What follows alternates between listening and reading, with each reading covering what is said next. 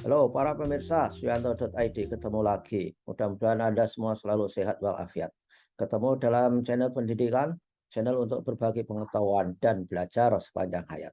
Nah, apa yang akan kita diskusikan pagi ini? Sebelum saya memberitahu Anda, klik subscribe sebagai tanda bahwa Anda mendukung kita untuk membuat konten alternatif dari konten-konten yang tidak mendidik, yang merupakan predator pendidikan kita. Karena konten-konten itu berisi banyak yang berbasis pornografi dan hedonisme dan juga ghibah, fitnah dan sebagainya. Nah, kita kali ini akan berbicara teknologi digital masa depan untuk pendidikan dan narasumber kita adalah luar biasa Bapak Dr. Bambang Rianto. Beliau adalah rektor Universitas Siber Muhammadiyah. Ini Universitas Siber itu adalah alternatif universitas masa depan. Jadi perguruan tinggi Muhammadiyah yang punya gedung gede-gede itu sudah harus mikir saat sekarang untuk apa gedung itu pada tahun 2045. Karena era digital really in practice pada tahun itu. Nah, kita sapa dengan ini episode kedua. Temanya adalah the best practice is not enough, but we must go next practice. Nah, itu temanya. Nanti saya bahasa Jawakan dalam video ya. Kita sapa dulu. Assalamualaikum warahmatullahi wabarakatuh. Mas Bambang. Waalaikumsalam warahmatullahi wabarakatuh. Ya, Pak Yanto, gimana, Mas? sehat semuanya. Ya, alhamdulillah. Alhamdulillah. Nah, gimana Mas? Bahwa the best practice berbuat terbaik itu gak cukup. Harus melangkah. Ini kan sesuai dengan ya, faida farokta fansop saya kira. Iya, iya, iya. Ya, ya, ya. Gimana Mas? Iya, terima kasih Prof. Yanto. Berbahagia sekali bisa bertemu kembali dalam seri yang kedua ini. Saya bersyukur mendapat kesempatan, mendapat media untuk berbagi untuk setiap minggu. Ya. Ya, oke. Semoga bermanfaat bagi semuanya, Prof. Insya Allah, insya Allah. Sekali lagi terima kasih. Eh, Bapak Ibu yang berbahagia dan kami hormati, topik pada hari ini adalah the best practice it's not enough ya. Kelanjutannya we have to shift to the next practice. Jadi izinkan saya mungkin untuk share screen. Oke, saya kasih Mas, karena Yeah. bukan host profesional. Jadi, Jadi hari-hari ini kita betul-betul merasakan situasi zaman yang sangat berbeda dengan beberapa waktu yang lalu ya. Apalagi usia-usia generasi X dan yang lebih senior ini itu merasakan perbedaan yang luar biasa. Jadi izinkan saya untuk share screen. ya, Ini ya sibermu adalah siber Muhammadiyah. Saudara saya tidak memahami sikatan itu. Pokoknya kalau pakai mo itu ya amal usaha Muhammadiyah. Ada TV-mu, lazismu, banyak sekali. yeah. Ya, Jadi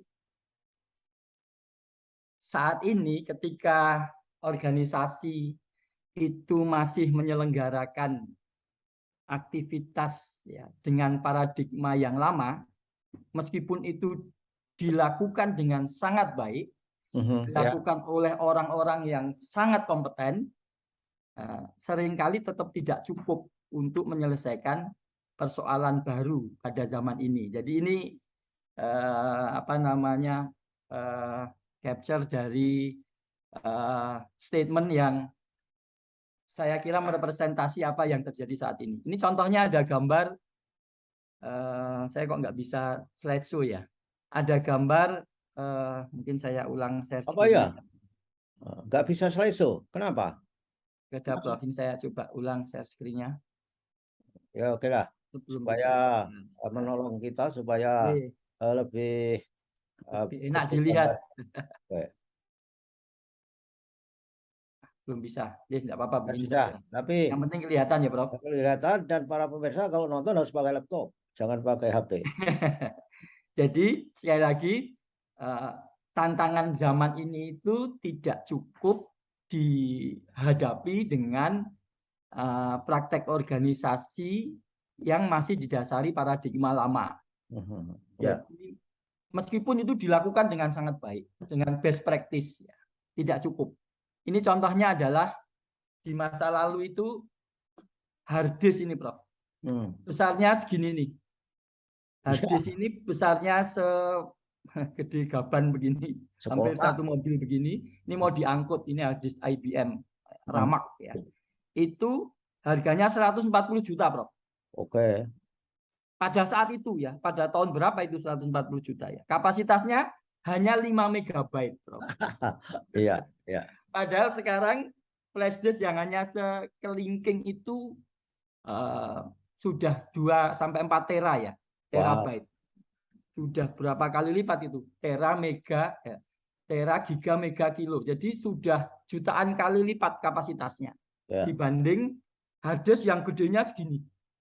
Nah, saya ingin memberikan gambaran, misalnya nih, insinyur yang mengembangkan hard disk itu masih menggunakan paradigma hard disk yang lama ini pengembangannya, maka tetap tidak akan pernah bisa menyaingi flash disk yang hanya satu kelingking tadi. Kenapa? Karena paradigma sudah beda, paradigma pengembangannya, Bro. Ya. Jadi meskipun ahli itu sangat ahli di dalam mengembangkan hard disk, kalau konsepnya masih dengan paradigma pengembangan yang sama dengan hard disk yang sebesar itu, maka itu tidak akan tetap bisa, kalaupun terjadi lebih kecil ya sedikit lebih kecil ya. Kapasitasnya bisa ditingkatkan tapi juga tidak akan terlalu berlipat ganda ya. Seperti yang sekarang ada yaitu flash disk ya. Jadi ini contoh bahwa perubahan itu kadang-kadang sifatnya ekstrim ya, maka perlu paradigma baru di dalam pengelolaan perubahan itu. Nah, ini terjadi juga di organisasi. Hari-hari seperti ini, kalau organisasi itu apapun organisasinya, termasuk perguruan tinggi, organisasi pendidikan, kalau dia tidak dikelola dengan paradigma baru, maka tidak akan mampu menyelesaikan persoalan-persoalan baru yang terjadi saat ini akibat disrupsi ini terutama, Prof. Ya, oke.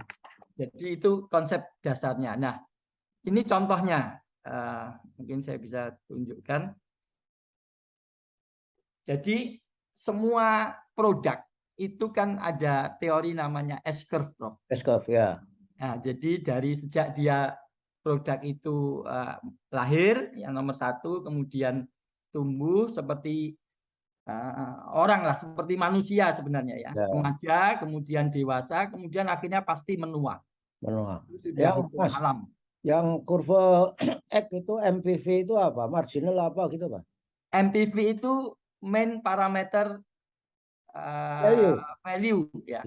Jadi itu sesuatu yang apa yang ditawarkan ke masyarakat itu, apa yang ditawarkan ke pengguna.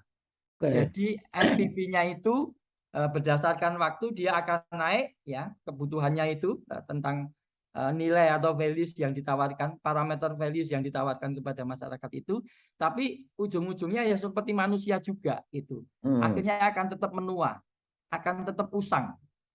Jadi produk itu akan tetap usang. Nah, hanya pendidikan ini agak beda, Prof. Jadi pendidikan sekarang dengan ratusan tahun yang lalu itu mirip. Ya, modelnya klasikal begitu, tidak ada perubahan yang signifikan. Hanya hari-hari ini ya mulai terjadi perubahan yang cukup signifikan dan ekstrim ya di pendidikan. Kalau kita melihat di YouTube itu banyak sekali alternatif sekarang ini pendidikan yang sangat berbeda dengan apa yang selama ini ada ya, termasuk yang Prof sampaikan beberapa waktu yang lalu, sifatnya modular, customized gitu ya. Kemudian juga tidak dibatasi ruang dan waktu gitu. Nah, maka kalau kita ini organisasi kita ini hanya berkutat di S-curve atau kurva S yang ini, maka ujung-ujungnya usang. Maka disarankan untuk organisasi yang baru, ya, organisasi yang termasuk yang sudah mapan, yang sudah mapan itu hati-hati karena tantangannya dia akan usang. Ya, Itu sudah hukum alam. ya betul. Jadi disarankan untuk recycle ini, Prof, yang kanan ini kan. Jadi di-recycle lagi. Nah, maka tadi kami sampaikan yang lama itulah yang best practice, yang baru dengan paradigma baru itulah next practice. Jadi perlu ada MPV baru. Kita Ya. buat kurva yang baru lagi. Nah, bersyukur Universitas Siber Muhammadiyah ini berada sudah di, meskipun di awal pendiriannya, tetapi sudah berada di apa namanya di MPV. masih di stage yang awal, tetapi sudah di kurva yang baru, di next practice ini. Oke. Jadi itu kita melihat potensi besar ya. Mungkin sebagian memang masih potensi karena ini memang baru masa-masa perubahannya gitu. Tapi kita sudah melihat. Jadi ketika kita tawarkan kepada masyarakat itu ternyata sudah ada respon atau sudah ada peminat ya, peminat. Alhamdulillah hari ini sudah 900 lebih ya pendaftarnya dari seluruh Indonesia. Ini menunjukkan bahwa sudah ada peminat. Itu di jurusan apa saja, Mas? Yang paling atau buka apa saja? Prodinya adalah ilmu hukum, masih prodi-prodi konvensional, Prof. Hukum, manajemen, akuntansi, informatika, sistem informasi, dan administrasi kesehatan. Jadi kita memang memulai dari yang prodi-prodi konvensional, tetapi kita akan segera juga nanti akan membuka prodi-prodi yang kekinian gitu ya. Misalnya ada bisnis digital dan sebagainya seperti itu. Nah, tadi Prof, jadi yang menarik adalah sudah mulai ada peminat dari 6 prodi ini yang paling tinggi, sementara ini memang kejar-kejaran itu hukum dengan informatika. Karena kami terus melakukan pendaftaran, Prof. Jadi konsepnya itu sepanjang tahun. Tapi tetap ada gelombang-gelombangnya untuk menentukan dia mengikuti tahun ajaran yang mana. Apakah atau semester yang mana? Apakah dia mengikuti Gasal 2022-2003 atau nanti ikut yang genap 2022-2023. Itu kan bisa dilakukan karena kan programnya bisa di-customize berdasarkan kelompok, ya kan? Angkatan. Kemudian learning management sistemnya ditaruh di situ, kan bisa kan seperti itu. Ada yang namanya saat ini juga produk pendidikan itu namanya MOOCs, Prof. Massive Open Online Courses. Ya. Nah, dan pemain-pemain pendidikan itu, mohon maaf sekarang ini tidak hanya perguruan tinggi, Prof, tetapi perusahaan. Ya. Banyak misalnya Coursera, Udemy, kemudian macam-macam open learning dan seterusnya yang biasanya bekerja sama dengan perguruan tinggi untuk menyediakan massive open online courses yang sifatnya modular, Prof. Jadi saya pengen bisa apa ya, saya pelajari itu gitu. Ada yang free, nanti sertifikatnya baru bayar dan seterusnya. Ya. Itu modelnya Harvard dan MIT begitu juga. Itu kerjasama biasanya dengan Coursera, edX, Udemy gitu, Prof. Nah, jadi, apa yang kemudian perlu dilakukan oleh organisasi yang lama, perguruan tinggi yang lama, ya memang mau tidak mau harus mulai melakukan dalam tanda petik diversifikasi produk. Ya. Jadi selain memaintain apa yang sudah ada, kemudian diversifikasi produk. Jadi memberikan layanan pendidikan tadi mungkin perlu buat produk MOOCs ya. Jadi kuliah-kuliah itu dibuat beberapa kuliah yang bisa diambil sebagai sebuah course modular gitu oleh siapa saja. Nah, ini kan yang sebenarnya terjadi di Kampus Merdeka. Jadi secara pribadi saya menilai Kampus Merdeka bagus, Pak. Karena satu, program-programnya itu berorientasi pada mahasiswa langsung. Yang kedua, bisa saling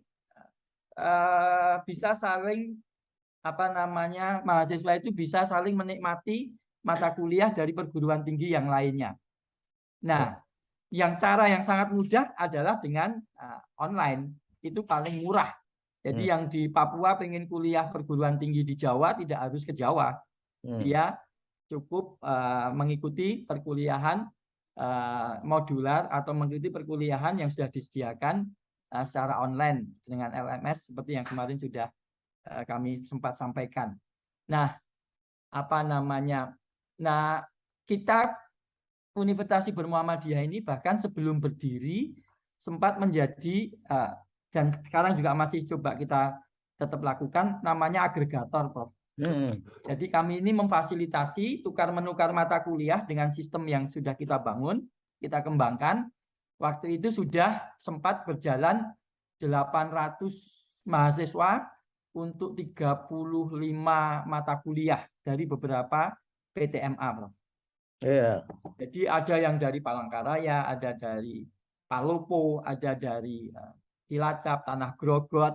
Itu kita fasilitasi. Jadi menggunakan LMS yang disediakan oleh Universitas Siber Muhammadiyah ini, kemudian masing-masing bisa mengambil kuliah. Jadi enak sekali. Tidak, sistemnya sudah kita siapkan. Nanti ada perguruan tinggi penyedia, ada perguruan tinggi pengguna.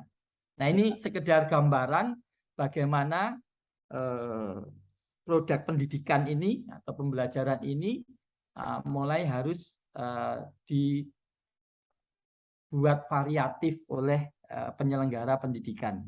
Tapi itu Mas, modalnya ada sinkron nggak atau asinkron semua?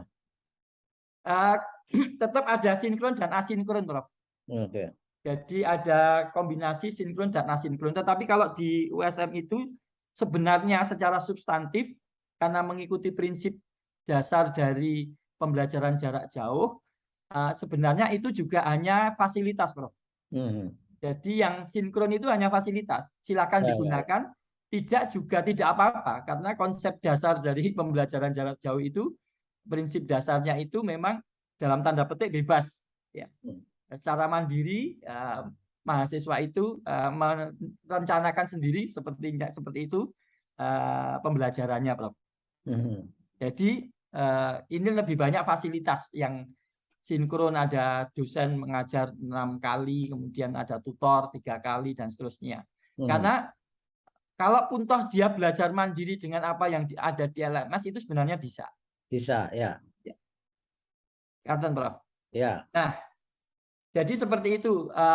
Yang sekarang ini terjadi adalah seperti itu. Nah, yang menjadi tantangannya adalah lembam, Prof.